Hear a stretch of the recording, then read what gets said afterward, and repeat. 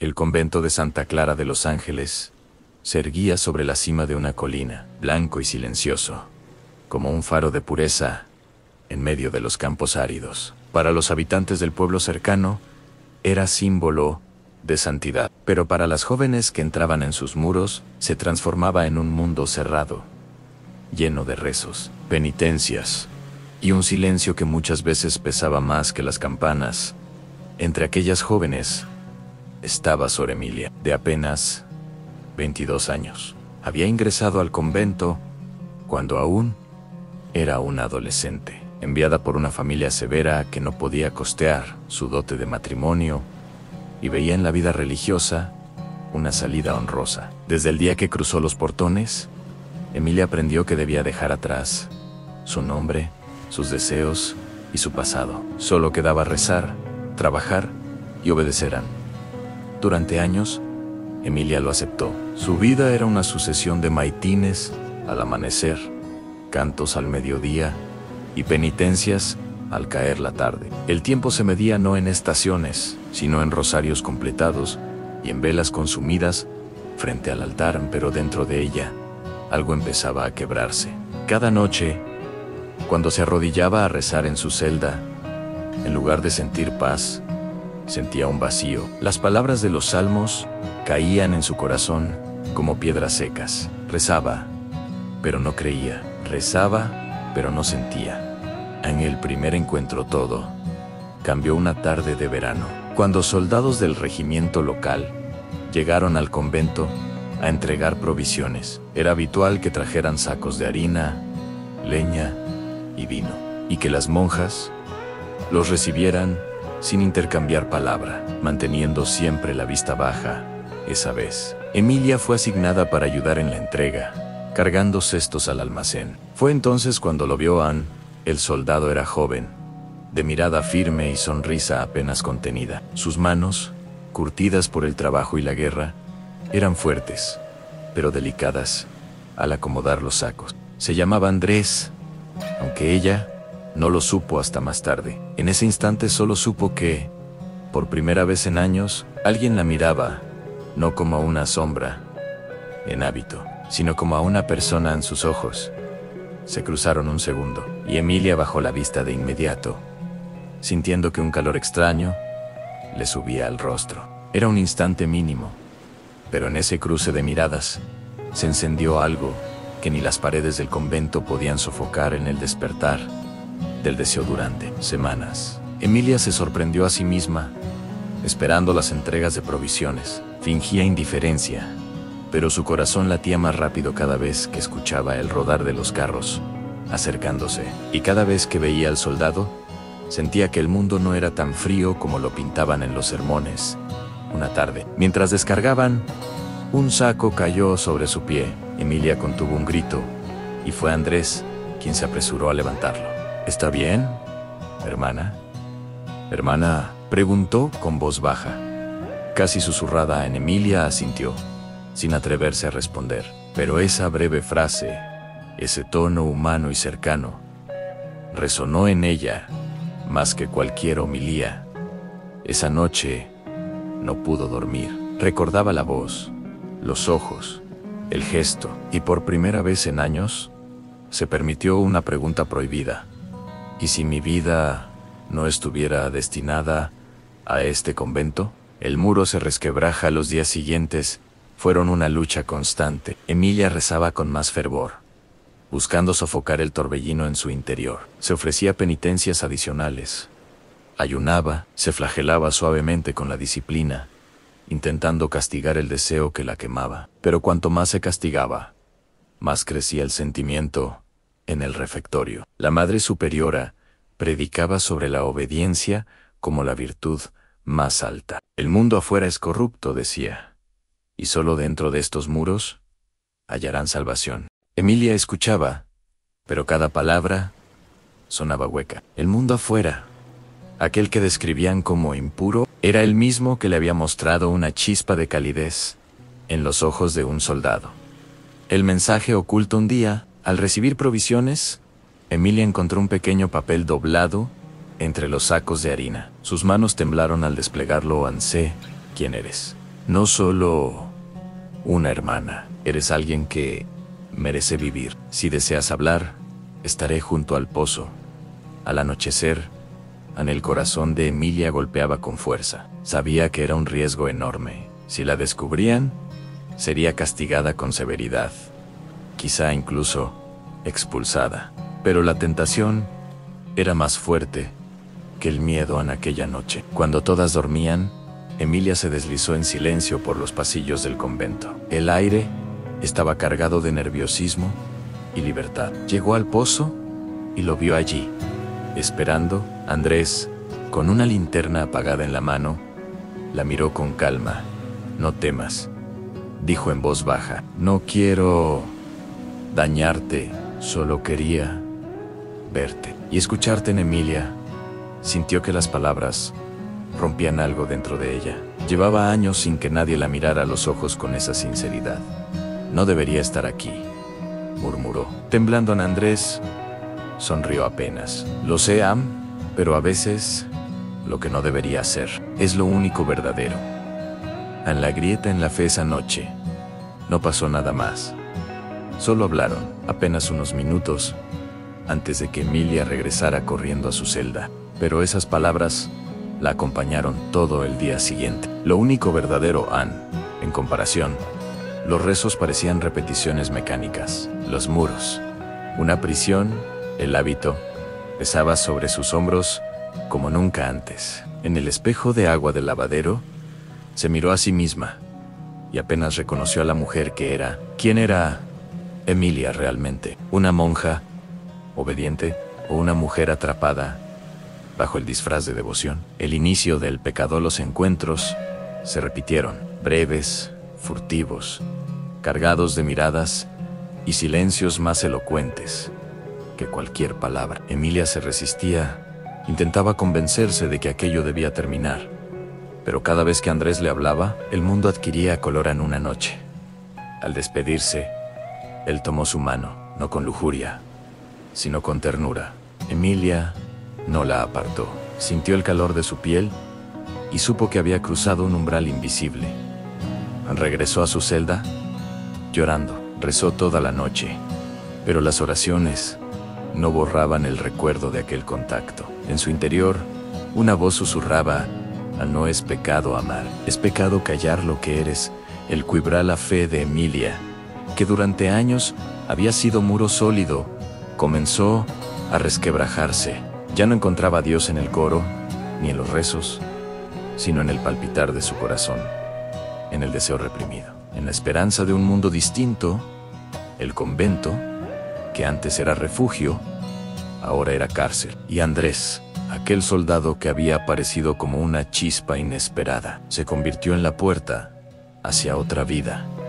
El muro de fe comenzaba a caer, piedra por piedra, y en las ruinas de ese muro, Emilia descubría algo que nunca había sentido antes: la posibilidad de elegir su propio destino.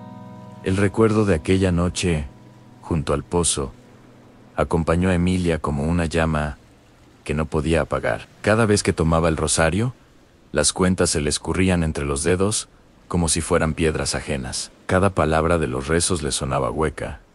Cada gesto de obediencia se sentía como un teatro que ya no podía sostener. Miraba a las demás hermanas con una mezcla de compasión y extrañeza, preguntándose si ellas también habían sentido en algún momento esa duda, esa grieta en la fe que se abría sin remedio cuando alguien del mundo exterior recordaba que, antes que monjas, todas habían sido mujeres. Los días pasaban y las entregas de provisiones se volvieron, para Emilia, el único instante donde el tiempo parecía cobrar sentido. Buscaba sin admitirlo la figura de Andrés entre los soldados. Cuando lo veía, bajaba la mirada de inmediato, temiendo que alguien notara el rubor en sus mejillas. Pero dentro de sí, el corazón latía como campanas de júbilo, y él, sin gestos exagerados, encontraba siempre una manera de hacerle llegar una sonrisa, un gesto leve con la mano, una mirada sostenida. Era como si en medio de aquel mundo rígido y austero existiera un idioma secreto que solo ellos comprendían. En una noche, cuando todas dormían, Emilia volvió a deslizarse hacia el pozo. Andrés estaba allí, esperándola, como si hubiera sabido que ella iría. El silencio los envolvía, roto solo por el croar de las ranas y el canto lejano de los grillos. No hablaron mucho, no hacía falta. Bastó con que él tomara de nuevo su mano y la sostuviera en la oscuridad. Emilia sintió que esa mano era más real que todo lo que había tocado dentro de los muros del convento. En los últimos años, comenzaron a encontrarse con frecuencia, siempre en secreto, siempre al amparo de la noche. Al principio, apenas intercambiaban palabras apresuradas, pero poco a poco las charlas se alargaron. Andrés le contaba de su vida antes de vestir el uniforme, de los campos que cultivaba con su familia, de los caminos recorridos. Emilia lo escuchaba con los ojos brillantes, descubriendo que había un mundo allá afuera lleno de detalles que en el convento se prohibía siquiera imaginar. Pero cada encuentro era también una daga en el corazón. Emilia sabía que se estaba adentrando en un terreno del que ya no podría regresar. En las mañanas, mientras rezaba en el coro, la culpa la atravesaba. Imaginaba la voz de la Madre Superiora tronando contra ella. Imaginaba las llamas del infierno que tantas veces le habían descrito. Sin embargo, cuando recordaba los ojos de Andrés, todo miedo parecía pequeño.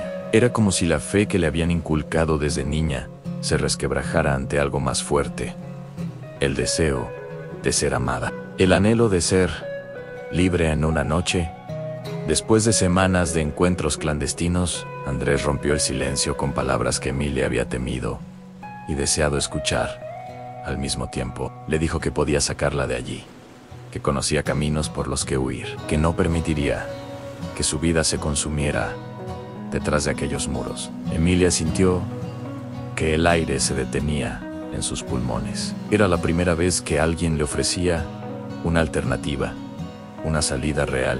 El mundo siempre le había dicho que su destino estaba escrito, que debía aceptar la obediencia como única verdad. Ahora, un hombre con ojos sinceros le ofrecía elegir en la propuesta. La persiguió en sueños. Veía el rostro de Andrés llamándola al otro lado del portón, mientras la Madre Superiora la retenía con cadenas invisibles. Veía paisajes abiertos, campos verdes, horizontes amplios, donde nadie le exigía rezar hasta sangrar las rodillas. Pero al despertar, el convento volvía a cerrarse como una prisión de piedra. Y Emilia se repetía, temblando, que no podía, que no debía, que había hecho votos.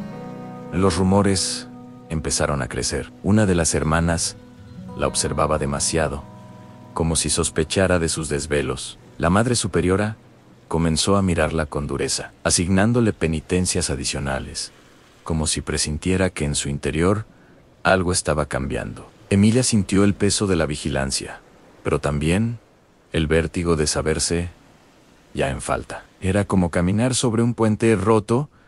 No había vuelta atrás, solo la posibilidad de avanzar hacia lo desconocido. La tensión se volvió insoportable.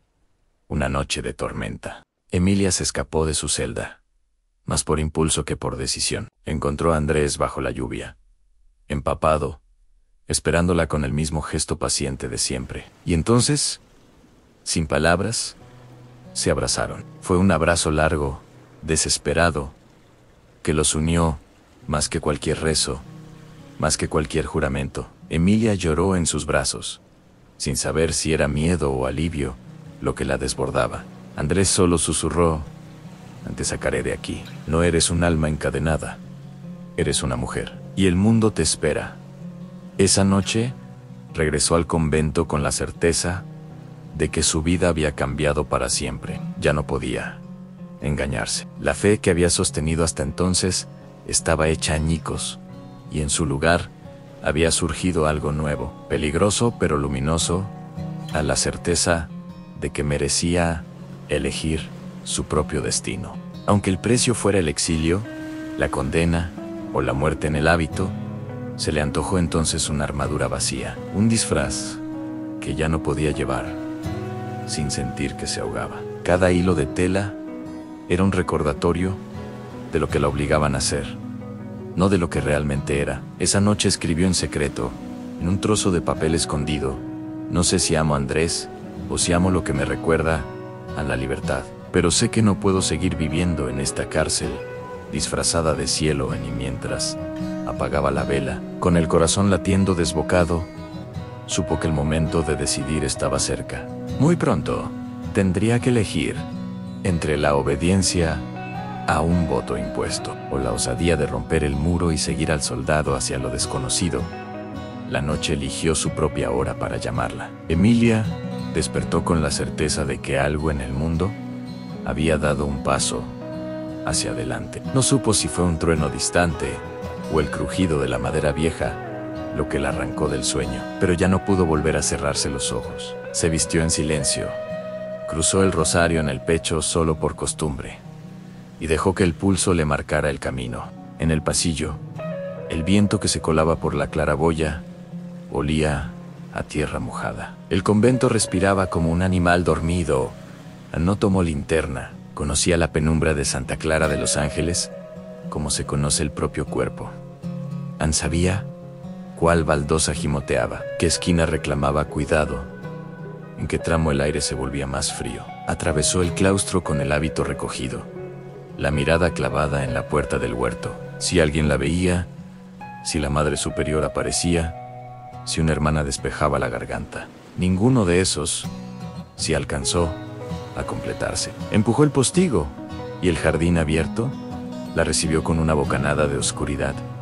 Fresca Ana Andrés estaba junto al pozo, como siempre, con la espalda apoyada en la piedra. Esta vez, sin embargo, llevaba no solo la linterna apagada, sino una alforja y un manto áspero. No hizo falta hablar. Le tendió la mano, y Emilia la tomó como se acepta una sentencia.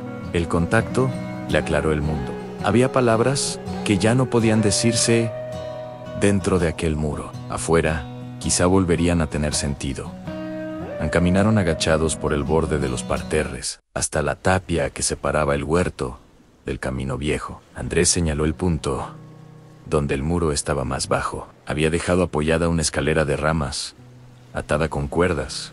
El corazón de Emilia batía a golpes desordenados. Antes de subir, se volvió un instante. Vio el campanario dibujado contra el cielo, la cruz recortándose como un recuerdo obstinado. Perdóname, pensó, sin saber si hablaba con Dios o con la niña, que una vez creyó que la obediencia salvaría a todos. Luego subió al otro lado.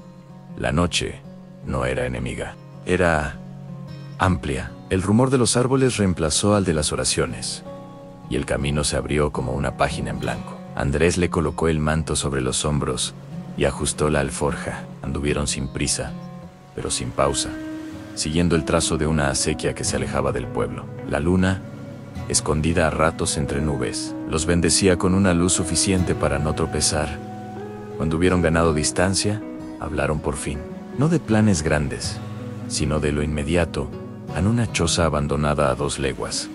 Un puente de piedra donde el río se cansaba de saltar. Un sendero entre álamos que los cubriría al amanecer. Andrés decía poco y mostraba con la mano los giros. Emilia sentía, guardando cada detalle como si fueran cuentas nuevas de un rosario distinto. Cada paso, una sílaba. Cada cruce, una palabra. En la primera alarma la escucharon como un hilo lejano en campanas a deshora. Emilia bajó la cabeza instintivamente, como si el sonido pudiera ver. Andrés le tocó el codo. No te detengas en las campanas. No decían su nombre, pero lo insinuaban. Empezaron a correr cuando el terreno lo permitió. Emilia descubrió con sorpresa que el cuerpo le obedecía. La culpa pesaba menos al aire libre. Bajo el hábito, las piernas, tantas veces hincadas en piedra, recordaron que estaban hechas para el camino. Llegaron al puente en silencio y lo cruzaron con el rumor del agua en la garganta. Andrés se detuvo a llenar una cantimplora y le mojó la frente con la palma. El gesto le pareció a Emilia una bendición más auténtica que cualquier aspersión de domingo. Bebió, y el agua le supo algo que había olvidado, en su propio nombre, con el primer gris del amanecer. El mundo se definió en contornos en el trazo oscuro de la sierra. La línea pálida del camino, la sombra de un corral desierto. El frío les mordió las muñecas. Andrés señaló hacia un bosquecillo. Falta poco. Entonces los vieron, no vestidos de sotana, sino de paño. No eran monjes, eran hombres del pueblo. 3, a caballo, con esa forma de mirar de quien ha venido a cumplir un recado. Emilia reconoció el del centro. Era el hermano de una hermana. Carretero de oficio, devoto de palabra fácil. Nos buscan, dijo en su propia cabeza, y el pensamiento la atravesó con la nitidez de una aguja. Andrés no esperó. La tomó de la mano y subieron por la barranca hacia los álamos. Los cascos sonaron contra la grava fina. Los llamados empezaron en tono cordial y se torcieron al no obtener respuesta. ¡Por ahí!, gritó uno. El cuerpo de Emilia decidió antes que su mente. Ancorrió, sintió el hábito agarrarse a los tobillos y se lo recogió hasta la rodilla. Pudor vencido por supervivencia. Fue rápida, más de lo que habría jurado nunca. Andrés la seguía medio paso por detrás, no para empujarla, sino para recibir su caída si llegaba. El primer jinete entró al arbolado con la torpeza de quien no conoce el suelo blando. Su caballo resbaló y relinchó. Andrés se detuvo lo justo para lanzar una piedra. No buscó herir, sino cortar el impulso. Bastó. Ganaron la línea de álamos y con ella un laberinto de troncos. El bosque los hizo invisibles un segundo y, en ese segundo, se salvaron. La choza estaba donde él había prometido, en encogida, junto a un campo abandonado. Olía a polvo y a ratón viejo. Tenía 2 paredes todavía firmes y un techo a medias que los protegió del relente. Cerraron por dentro con una tranca improvisada. Emilia se dejó caer, no por cansancio, sino por la súbita laxitud de quien ha sostenido demasiado. No van a buscar aquí, dijo Andrés, sin alarde. A esta hora, regresan a dar razón y a inflar el pecho. Hablaron poco. El día creció por la rendija del techo y les regaló un rectángulo de luz. Emilia lo miró como quien mira una ventana a otro mundo. No lloró, tampoco rió. Se dejó estar.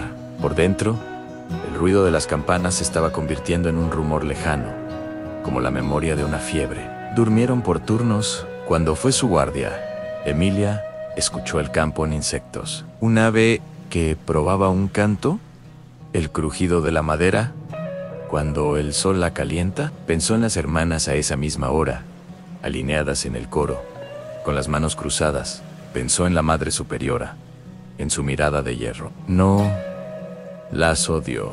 Las vio como se ven las cosas de las que uno ha salido con una mezcla de gratitud y de piedad. Al atardecer, salieron. Tenían que seguir. La sombra se alargó a su favor. Tomaron la senda del molino viejo, que desembocaba en una vereda donde el polvo no conservaba huellas más de 1 hora. Anduvieron a pasos iguales. Andrés le contó una historia sin moraleja, de un perro que aprendió a abrir puertas empujando, de un niño que se quedó dormido sobre un costal de trigo y se salvó de un incendio, porque el humo no se animó a bajar. Emilia escuchó y por primera vez se rió. La risa le rasguñó la garganta como un pájaro que vuelve a su nido después de una temporada de granizo. Cerca de la medianoche, vieron luces al otro lado de una hondonada. No eran antorchas, sino lámparas de aceite, colgadas en un portal. Una casa, no una trampa, sino la promesa de pan. Andrés dudó un instante. Se asomó, como lo hace un zorro. Luego hizo una seña. Tocaron. Salió una mujer de manos anchas, cabello recogido, ojos que miden. Los miró de arriba a abajo, en el hábito, el manto, el barro. No preguntó, dijo, y abrió en entren. El pan tenía la densidad exacta de lo necesario. La sopa sabía a cosas que no se nombran, para que no se acaben. Emilia comió despacio, llorando sin lágrimas. Gracias, alcanzó a decir. Y la mujer asintió como quien recibe una noticia que ya conocía. Les ofreció un establo limpio y un par de mantas. Duerman, mañana el camino cambia de nombre, dijo. En sus palabras había una solidaridad antigua a la de los que han ayudado antes y volverán a hacerlo. Cuando la oscuridad del establo los cubrió, Emilia sintió el temblor regresar. No era miedo, era la descarga de todo lo contenido. Buscó la mano de Andrés y la encontró. No hicieron promesas. Tampoco hablaron del futuro como si fuera un mapa. Se quedaron así, con el pulso compartido, oyendo a los animales respirar. Despertaron con el primer gallo. La mujer les dio una muda sencilla y un sombrero para tapar el rostro. El hábito quedó doblado sobre una viga, como una piel vieja que no se tira por respeto. Emilia lo tocó con una mezcla de gratitud y despedida. No era un trofeo ni un enemigo. Era una parte de su historia que había cumplido su tramo. Volvieron a andar. La luz les reveló el mundo en colores que el convento no tenía, en el verde insolente de una acequia, el amarillo terco de un campo de rastrojo, el azul que no se acaba. A lo lejos, la colina de Santa Clara se veía pequeña, apenas una uña blanca en el paisaje. Emilia no apartó la vista de inmediato. Antardón, cuando por fin la retiró, no sintió que traicionaba nada. Había elegido. No hubo persecución épica ni redoble de cascos sobre el último tramo. La vida rara vez concede finales de trompeta. Hubo, sí, horas de polvo, silencios cómodos, preguntas que nacían y se guardaban para otro rato. Un cansancio bueno que no humilla. En la curva donde el camino se hacía sombra, Andrés se detuvo y la miró de frente. No te prometo un cielo, dijo. Te prometo trabajo, errores, días con hambre y otros con pan, mi torpeza y mi empeño. Te prometo que no te encierro. Emilia sostuvo su mirada y se reconoció en ella. Lo habló de amor con palabras grandes. Dijo lo que podía decir, lo que sonaba verdadero en su boca. Me prometo seguir andando. Reanudaron la marcha. Al cruzar el lindero, el viento cambió de olor y les trajo, desde alguna casa más adelante, la risa de un niño. Emilia sonrió sin pensarlo. No supo si aquello era un signo. Tampoco le hizo falta. Descubrió que la fe no siempre es muro. A veces es un hilo que uno teje mientras avanza, con las manos manchadas, punto a punto, sin patrón ajeno. Y así, con el sol cayendo oblicuo y el horizonte ofreciéndose sin garantía. La monja que dejó de serlo y el soldado que nunca quiso ser carcelero siguieron, no hacia la perfección, sino hacia la vida, donde el perdón no es impuesto, la verdad no necesita permiso, y el amor, con su mezcla inevitable de polvo y de luz, aprende a decir: aquí estoy, aquí sigo,